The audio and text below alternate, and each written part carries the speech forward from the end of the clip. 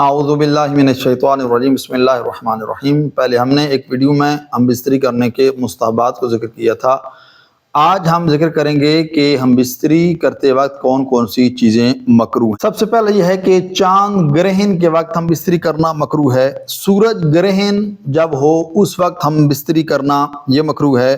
بوقت زوال سوائے جمعرات کے دن زوال کے وقت ہم بستری کرنا مکروہ نہیں ہے۔ باقی جو 6 دن ہیں ان دنوں میں ہم بستری کرنا زوال کے وقت مکروہ ہے۔ غروب آفتاب کے وقت ہم بستری کرنا بھی مکروہ ہے، اور طلوع فجر کے بعد یعنی طلوع فجر سے لے کر طلوع آفتاب تک یہ جو دورانیہ ہے اس میں ہم بستری کرنا بھی مکروہ ہے۔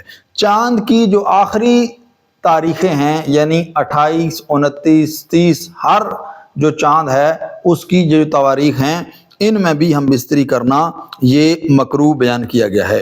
ماہ مبارک رمضان کے علاوہ ہر ماہ کی پہلی رات کو ہم بستری کرنا بھی مکروہ ہے۔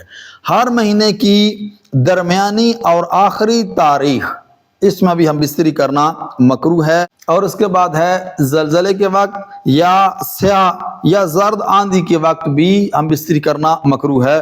رو بقبلہ یا پشت بقبلہ ہم بستری یہ بھی مکروہ بیان کی گئی ہے۔ کشتی میں مکمل عریان ہو کر ہم بستری کرنا مکروہ ہے، اور احتلام کے بعد اور غسل سے پہلے یعنی اگر احتلام ہو چکا ہے تو پہلے غسل کریں پھر ہم بستری کریں، اگر ڈائریکٹ ہم بستری کریں گے تو یہ مکروہ ہے۔ اس کے بعد دوران مباشرت شرمگاہ کی طرف دیکھنا یہ بھی مکروہ ہے۔ ذکر الہی کے علاوہ کوئی اور گفتگو کرنا یہ بھی ہم بستری کے وقت مکروہ ہے۔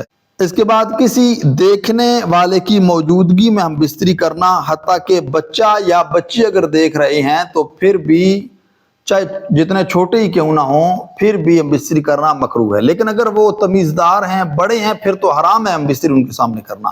لیکن اگر وہ تمیز نہیں رکھتے، بالکل چھوٹے ہیں، تو اس صورت میں مکروہ میں شامل ہوگا، لیکن جو بڑا بچہ ہے اس کے سامنے ہم بستری کرنا یہ حرام شمار ہوگا۔ والسلام علیکم ورحمۃ اللہ وبرکاتہ۔